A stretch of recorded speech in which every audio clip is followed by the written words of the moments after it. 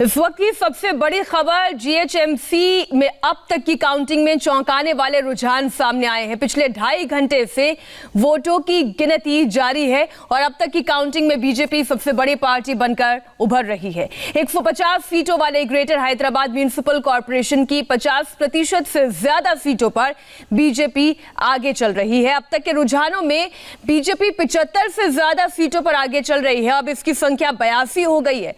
दूसरे नंबर पर तेलंगाना की सत्ताधारी पार्टी टीआरएस है, जो रुझानों में बीजेपी से करीब आधी सीटों से भी कम पर, आप देखिए 34 का आंकड़ा है जहां पर टीआरएस आगे चल रही है, तो वहीं बीजेपी का आंकड़ा 82 सीटों का हो गया है। और ओवैसी की पार्टी तीसरे नंबर की पार्टी एआईएमआईएम दिखाई दे रही है, जो थोड़ी देर पहले तक 17 सीटों पर आगे थी और अब इनके सीट की संख्या एक और बढ़कर 18 हो गई है।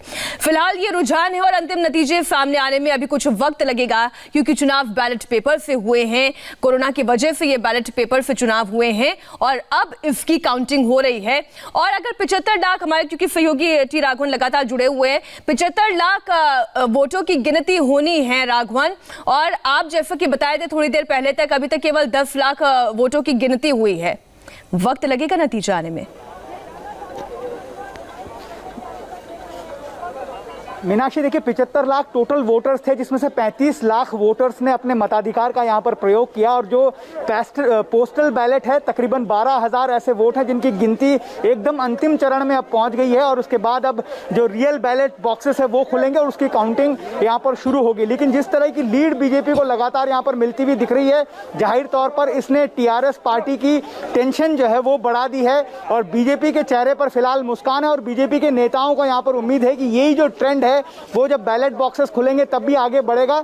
हमें यह बताया जा रहा है स्टेट इलेक्शन कमीशन की तरफ से कि कई सारी ऐसे वार्ड्स है जहां पर पोलिंग परसेंटेज बहुत ज्यादा नहीं था, तो ऐसे में वहां पर 2-3 राउंड में ये स्पष्ट हो जाएगा कि कौन सी पार्टी वहां पर जीत दर्ज कर रही है। ऐसे वार्ड्स तकरीबन 70 से 90 ऐसे वार्ड है मीनाक्षी, ऐसा बताया गया है। एक और अपडेट मैं आपको यहाँ पर दे दूं, अभी जो तेलंगाना हाईकोर्ट है उससे एक ऑर्डर आया है जीएचएमसी के कमिश्नर को कि मीडिया को काउंटिंग सेंटर में अब अलाउ किया जाना चाहिए। पहले ये प्रतिबंधित था, लेकिन अब कोर्ट ने यह कहा है कि मीडिया को अंदर जाने की अनुमति दी जानी चाहिए ताकि पारदर्शी तरीके से काउंटिंग को जनता तक पहुंचाया जा सके। पहले इस पर पाबंदी लगाई थी जीएचएमसी की तरफ से। तो ये एक अपडेट के साथ मैं आपको बताता चलूं कि अब पोस्टल बैलेट की गिनती का काम लगभग पूरा हो गया। 5-7 वार्ड बचे हैं, उसके बाद रियल बैलेट बॉक्सेस खुलेंगे, बंडलिंग होगी, पहले सेग्रीगेशन होगा, फिर काउंटिंग होगी, रिकाउंटिंग होगी, उसके बाद हमें पता चलेगा कि कौन कौन से वार्ड में कौन कौन सी पार्टी लीड कर रही है। ये संभावना जताया राघवन की 12 से 1 बजे तक के बीच का वक्त तो कम से कम लग ही जाएगा, जब पूरी तरीके से नतीजे क्लैरिटी के साथ सामने आए। आप क्योंकि ऐसे इलाके में हैं जहां बहुत चहल पहल है और शहरी इलाकों में जिस तरीके से बीजेपी को बढ़त मिली है, आप जरा लोगों का मन टटोलने की कोशिश करें, क्या ये एक्सपेक्टेड था? जी बिल्कुल, देखिए बात करेंगे लोगों से। मैं फिलहाल चार मीनार इलाके में हूं, मेरे पीछे आप देख सकती हैं एक ऐतिहासिक इमारत के साथ मैं खड़ा हूं जो चार मीनार, और यही आज तय करेगा कि यहां से हैदराबाद का दरवाजा आखिरकार किसके लिए खुलता है। इसके बिल्कुल बगल में आप देख सकते हैं भाग्य लक्ष्मी टेम्पल भी वहां पर है, जहां पर अमित शाह ने आकर दर्शन किए थे और ये मनोकामना की थी कि इस बार बीजेपी का मेयर यहाँ पर बन जाए। जैसा हमने आपको पहले भी बताया कि बीजेपी का मेयर बनने के लिए बीजेपी को लैंडस्लाइड विक्ट्री यहाँ पर दर्ज करनी होगी। और जिस जगह पर हम खड़े हैं वो मजलिस का गढ़ है। हैदराबाद लोकसभा में काउंटिंग सेंटर में काउंटिंग थोड़ी धीमी शुरू हुई है और हम देख रहे हैं कि धीरे धीरे एमआईएम का खाता खुलते हुए 18 सीटों पर लगभग एमआईएम लीड करती हुई नजर आई है। थोड़ी देर में ये आंकड़े और भी बढ़ सकते हैं, क्योंकि लगातार ये यहाँ के पॉलिटिकल पंडित हों चाहे एमआईएम के लीडर्स हों, असदुद्दीन ओवैसी खुद ये कह चुके हैं कि उनके गढ़ में उनको मात देना जो है बहुत मुश्किल है। हालांकि बीजेपी ने पुरजोर यहाँ पर कोशिश की है। उम्मीद बीजेपी कर रही है कि कम से कम 4 सीटें जो है यहाँ से वो निकाल पाएंगी। देखना होगा शाम तक क्या होता है, लेकिन अभी ये कहा जा सकता है कि यहाँ जहाँ पर हम खड़े हैं ये ओल्ड सिटी है, असदुद्दीन ओवैसी का गढ़ है। और यहाँ पर जैसे जैसे नतीजे सामने आएंगे, और राघवन, जब आप ओवैसी के गढ़ बार-बार इस शब्द का इस्तेमाल करते हैं, तब वो ब्रेकिंग प्लेट भी मेरे सामने आ जाती है जिसमें साफ-साफ लिखा हुआ है कि अकबरुद्दीन ओवैसी, जो कि असदुद्दीन ओवैसी के छोटे भाई हैं, उनकी असेंबली सीट के 3 वार्ड पर बीजेपी आगे चल रही है, जो अपने आप में चौंकाने वाली खबर है। अब राघवन, आप ये समझाइए कि जो हैदराबाद की जनता है उसको क्या ज्यादा इंपैक्ट किया जिस तरीके का प्रचार हुआ बीजेपी का, जैसे उन्होंने कहा कि हम इस शहर का नाम बदलेंगे, ये भाग्य नगर होगा, ये यहाँ का निजाम बदला जाएगा, ये निजामों का शहर नहीं है। क्या ये लोगों को इम्पैक्ट किया, या जिस तरीके की हाल के दौर में हमने देखा कि बाढ़ से हलकान रहे इस इलाके के लोग, उसने ज्यादा इम्पैक्ट किया?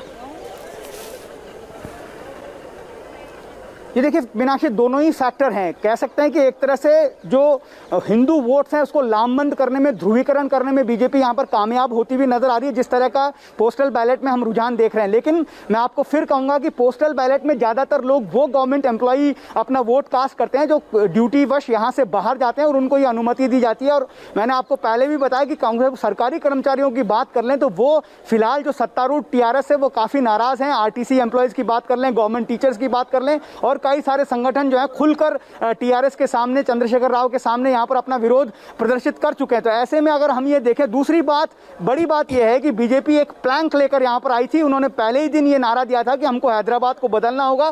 चेंज हैदराबाद का नारा जो है वो लोगों के मन में गया, क्योंकि जिस दिन यहाँ पर मतदान हो रहा था मीनाक्षी, हमने हैदराबाद के हर कोने में एक एक पोलिंग बूथ में लगभग एग्जिट पोल जैसा सर्वे यहाँ पर हमने ऑन ग्राउंड सर्वे किया था। उसमें लगभग हर 5 में से 3 लोग ये बता रहे थे कि हाँ, वो हैदराबाद में बदलाव देखना चाहते हैं। ये पढ़े लिखे वोटर्स थे, और बीजेपी टीआरएस के नेता खुद हमें ये कह रहे हैं कि बस्ती के वोटर्स जो उनके कोर वोटर हैं वो पोलिंग बूथ तक नहीं पहुंच पाए। ये अगर बैलेट बॉक्सेस जब खुलेंगे, अगर यही ट्रेंड आगे जारी रहता है, अच्छा, आप हैदराबाद की बात करें तो हैदराबाद की टैली हमारे सामने बीजेपी और एमआईएम दोनों बराबर दिखाई दे रही है। 16-16 पे दोनों हैदराबाद में बढ़त पर बनाए हुए हैं। तो वहीं अगर हम बात करें टीआरएस की, तो टीआरएस इस वक्त तीसरे नंबर पर। अगर केवल हम हैदराबाद की 43 सीटों की बात करें, क्योंकि यहाँ पर 42 सीटों का रुझान आ चुका है, हैदराबाद का नया मेयर कौन होगा इसको लेकर सबके अपने अपने दावे हैं। फैसला चंद घंटों में सामने आएगा।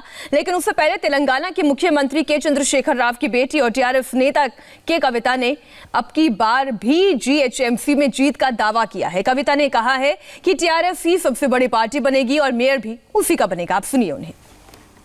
आज फैसले का दिन है और हमारे साथ जुड़ रही हैं टीआरएस की बड़ी नेता कविता चंद्रशेखर राव। कविता जी, बीजेपी का ये कहना है कि बहुत बड़ा चैलेंज इस बार उन्होंने आपको दिया है। क्या टीआरएस की दिल की धड़कनें बढ़ी हैं? ऐसा कुछ नहीं हुआ है। हमारे लोग हमारे साथ है, हमारा काम हमारे साथ है। हमारे केसीआर साहब के नेता की जो विजन है, जो तेलंगाना को इतने तरक्की के रास्ते पे ले गया है, ये हमारे साथ है। तो हमें दिल के धड़कन बढ़ने की कोई आशा, ये तो नौबत तो नहीं आई है। लेकिन आज मुझे कहना इतना ज़रूर है कि इलेक्शन के टाइम में ऐसे बहकाऊ बातें कहने से तेलंगाना की आवाम बहकने वाली नहीं है। जो काम हमने पिछले 6 सालों में किया है वो बराबर तेलंगाना की जनता देखती है और इसी के हिसाब से वोट करेंगे। हमें पूरा विश्वास है कि इस बार आज जो रिजल्ट है चंद घंटों में पता चल जाएगा, लेकिन बराबर TRS party will be the largest party. BJP का ये दावा है कि जिस तरह से बड़े बड़े नेताओं ने यहाँ पर कैंपेन किया, उसने पूरा गेम चेंज कर दिया। आपको क्या लगता है, आपका क्या एनालिसिस है? देखिए, नेतागण आके जाएंगे तो अच्छा लगता है। हैदराबाद एक टूरिस्ट स्पॉट बन गया था इलेक्शन के टाइम पे, बड़े बड़े नेता आए गए, लेकिन ये नेता ने किस तरीके का बात किया वो सबसे ज़्यादा इम्पॉर्टेंट है। क्या बोला उन्होंने वो सबसे ज़्यादा इम्पॉर्टेंट है, क्योंकि उनकी वो नज़रिया हैदराबाद की तरफ कैसा है वो बताता है। उनके लिए हैदराबाद 1000 बातों में एक बात हो सकती है, लेकिन टीआरएस पार्टी को हैदराबाद ही एक इकलौती बात है। तो ये तो दावे अपनी जगह हैं, इरादे अपनी जगह हैं, लेकिन जनता का फैसला वो चंद घंटों में सामने आ जाएगा। एक छोटे से ब्रेक के लिए हम रुक रहे हैं। नजर हमारी लगातार बनी हुई है, फौरन लौटते हैं।